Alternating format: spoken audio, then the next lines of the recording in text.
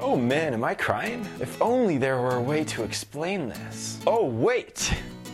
There is. Welcome to Jacksci. The reason why your eyes are able to stay lubricated all the time is because of a cool little thing called the lacrimal gland. This gland emits an antibacterial fluid at a rate of about 1 to 2 microliters per minute. This makes sure that your eyes can move freely and that bacteria can't enter your eye. But when our eyes get irritated with things like sand, the lacrimal gland secretes excess fluid to help get rid of whatever is in our eyes. When we yawn, there is a temporary irritation that occurs in our eyes, so this causes the lacrimal gland to secrete more fluid than normal. As always, thank you for watching Jacksci.